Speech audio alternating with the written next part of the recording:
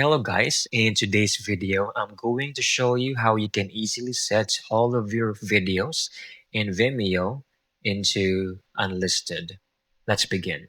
Once you have successfully logged into your account on the official website, I want you to go to your library to access all of your videos, alright? If it's not showing up, you can easily click on this button and it will show the library option. Then select that specific video, click on it. Then you will have the option over here under share, left click, and just below link privacy, it will show here either it's private, public, or unlisted. In order to change the settings, click on it. Then you will have the option to mark this video unlisted. Only people with the link can view this video. And make sure to have an upgraded account in order to utilize this feature, right?